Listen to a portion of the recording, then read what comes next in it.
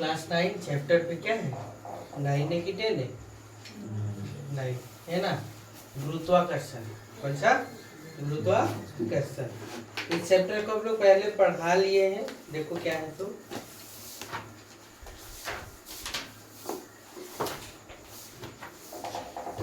नया बुक है कि पुराना नहीं। देखो गुरुत्वाकर्षण, सबसे पहला एक वर्ड आया। तो गुरुत्वाकर्षण क्या है? तो यह एक प्रकार का बल है। इसके द्वारा पृथ्वी क्या करती है, अपनी और कोई वस्तु को क्या करती है, खींचती है ना, आकर्षित करती है। यानी ये गुरुत्व बल। पृथ्वी की सतह पर रखा गया कोई भी वस्तु पर जो गुरुत्व बल कार्य करता है, वह बल पृथ्वी की सतह पर लगने वाले गुरुत्वाकर्षण बल के क्या बराबर होता है। गुरुत्वाकर्षण बल की विशेषता क्या है? तो प्रकृति में ज्ञात सबसे कमजोर बल कौन है? गुरुत्वाकर्षण। यह बल हमेशा दो वस्तुओं के बीच कार्य करता है। यह हमेशा कितने वस्तुओं के बीच कार्य करता है? दो वस्तुओं के बीच। यह एक केंद्रीय बल है। यह कैसा बल है? केंद्रीय बल, जिसके द्वारा किसी वस्तु को अपनी ओर क्या करना होता है, खींचना होता है, यानी खींचने का कार्य किया जाता है। इस बल के द्वारा एक चक्र में किया गया कार्य क्या होता है? शून्य होता है। इसके बाद टॉपिक है अभिकेंद्र बल। बता दिए पहले भी, अभिकेंद्रीय बल, अपकेंद्रीय बल, वही है अभिकेंद्र बल। जब कोई वस्तु वृत्ताकार पथ पर चक्कर लगा रहा होता है तो उसका वेग क्या रहता है? नियत रहता है। लेकिन वृत्ताकार पथ पर जब जितना बार चक्कर लगा रहा होता है, उसकी दिशा बार बार क्या होते रहती है? बदलते रहती है। जिसके फलस्वरूप चक्कर लगाने वाला वस्तु पर बाहर की ओर एक बल कार्य करता है, जिसे हम लोग क्या कहते हैं? अभिकेंद्रीय बल। एग्जाम्पल, पृथ्वी के चारों ओर गति कर रहा क्या? चंद्रमा की गति। फिर देखो नोट में लिखा गया कि सभी पिंड एक दूसरे को क्या करते हैं? आकर्षित करते हैं। वस्तुओं के बीच यह आकर्षण बल क्या कहलाता है? गुरुत्वाकर्षण बल कहलाता है। सौर परिवार में जितना भी ग्रह है ना, उपग्रह है ना, सब किसके कारण से? इसी के कारण से, यानी गुरुत्वाकर्षण बल के बंधे होने के कारण से एक दूसरे से कभी क्या होता है? कोई टकराता नहीं है। गुरुत्वाकर्षण बल का उपयोग, इस बल के कारण ही वायुमंडल पृथ्वी से बना हुआ है। सूर्य से सभी ग्रह एवं उपग्रह एक निश्चित गुरुत्वाकर्षण बल से बंधे होने के कारण कभी भी आपस में क्या होते हैं? टकराते नहीं है। गुरुत्वाकर्षण बल दो अलग अलग वस्तुओं के द्रव्यमान और इनके बीच की दूरी पर क्या करता है? निर्भर करता है। ये आप लोग का क्या था? टॉपिक था। अभी हम लोग देखेंगे गुरुत्वाकर्षण का सार्वत्रिक नियम। कौन सा टॉपिक देखेंगे? गुरुत्वाकर्षण का क्या?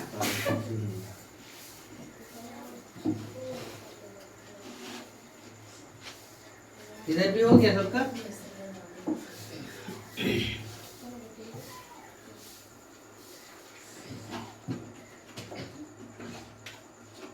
समझेंगे तब लिखेंगे। गुरुत्वाकर्षण का सार्वत्रिक नियम। हल्ला नहीं करो, बाहर में बैठे हुए लोग। गुरुत्वाकर्षण का क्या? सार्वत्रिक नियम। क्या है गुरुत्वाकर्षण का सार्वत्रिक नियम? देखो, इस नियम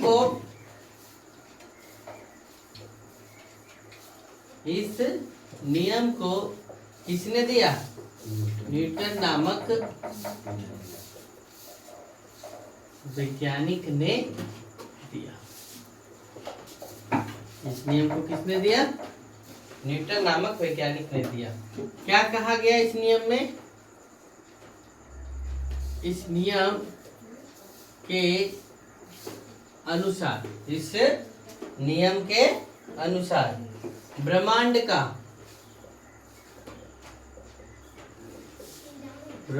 का क्या लिखा है? प्रत्येक वस्तु, ब्रह्मांड का क्या? प्रत्येक वस्तु एक दूसरे को जिस गुरुत्वाकर्षण बल से आकर्षित करता है। क्या लिख रहे? ध्यान से देखना। ब्रह्मांड का प्रत्येक वस्तु एक दूसरे को जिस गुरुत्वाकर्षण बल से क्या करता है? आकर्षित करता है वह बल दोनों वस्तुओं के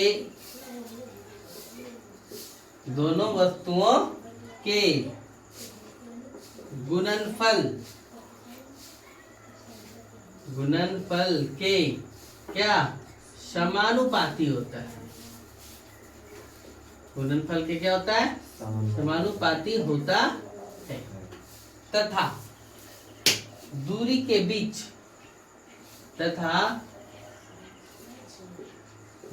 के बीच का व्युत्क्रमानुपाती होता है। बीच का क्या होता है? व्युत्क्रमानुपाती होता है। समझे क्या बोला? देखो क्या कहा न्यूटन में इस नियम के अनुसार कि ब्रह्मांड का प्रत्येक वस्तु एक दूसरे को जिस गुरुत्वाकर्षण बल से आकर्षित करता है वह बल दोनों वस्तुओं के गुणनफल का क्या समानुपाती होता है तथा दूरी के बीच का क्या होता है? व्युत्क्रमानुपाती होता है। मतलब क्या बोला? गुरुत्वाकर्षण बल को हम लोग F से इंडिकेट किए तो F इज प्रोपोर्शनल टू क्या लिखा? दोनों बल या वह बल दोनों वस्तुओं के गुणनफल के समानुपाती होता है। F बराबर कैपिटल M गुने कितना? Small m। कैपिटल M बड़े वस्तु का, स्मॉल m क्या? छोटे वस्तु का, है ना। या फिर इसको हम लोग M1 गुने क्या M2 भी कर सकते हैं। M1 और क्या लिख सकते हैं? M2 भी, ऐसे भी लिखेंगे तो भी चल जाएगा। और क्या बोला? F इज व्युत्क्रमानुपाती यानी इनवर्सली प्रोपोर्शनल टू क्या? दूरी के वर्ग का। क्या लिखा? दूरी के वर्ग का, ऐसे लिखना चाहिए। तथा दूरी के बीच का व्युत्क्रमानुपाती होता है यानी दूरी के वर्ग का क्या होता है? व्युत्क्रमानुपाती होता है। दूरी के वर्ग का, ऐसे लिखते हैं, दूरी के वर्ग का व्युत्क्रमानुपाती होता है। समझ गए? तो F is directly proportional to कितना? M1 into M2। F is inversely proportional to कितना?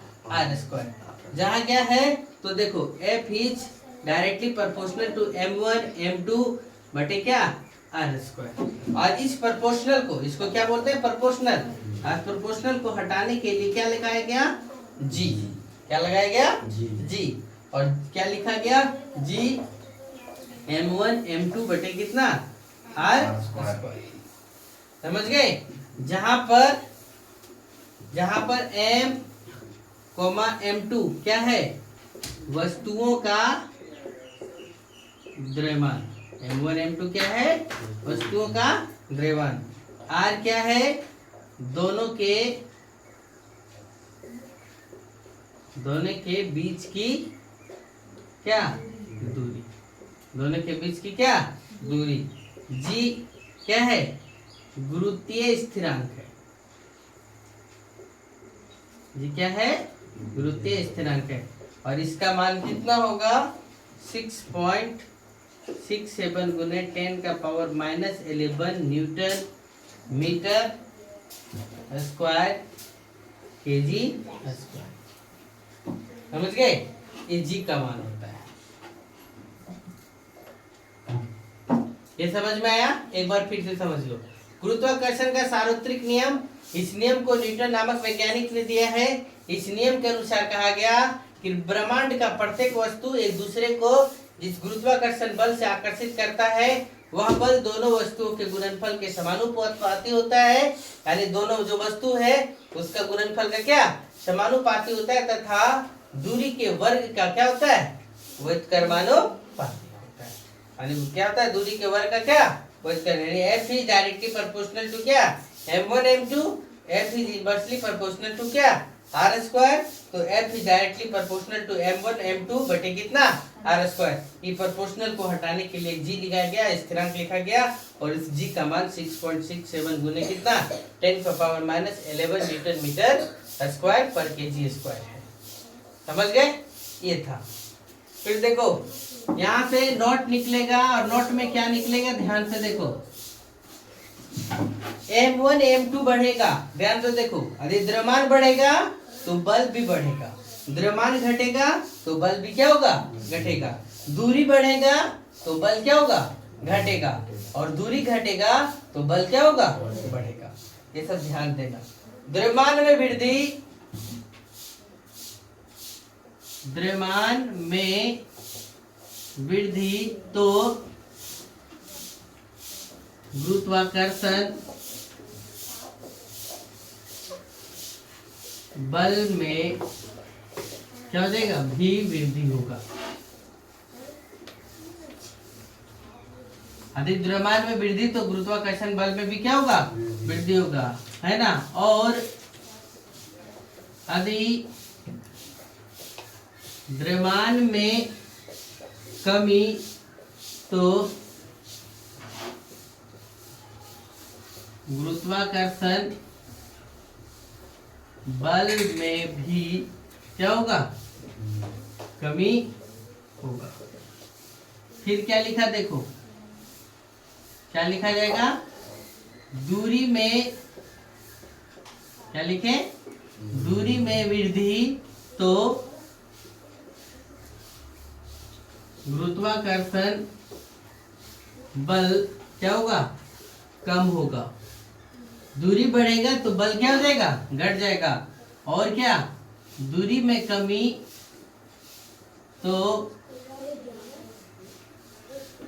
गुरुत्वाकर्षण बल में क्या हो जाएगा, वृद्धि होगा। समझे क्या क्या लिखे, तो समझ में आ रहा है। अधिक क्या, द्रव्यमान में वृद्धि तो गुरुत्वाकर्षण बल में क्या हो जाएगा, वृद्धि हो जाएगा। और यदि द्रव्यमान में कमी तो गुरुत्वाकर्षण बल में क्या हो जाएगा, कमी हो जाएगा। आप लोग यहाँ तक लिखिए, कल एग्जाम्पल आप लोगों को 9.1 बता देंगे। ठीक है, चलो नोट करो फटाक से।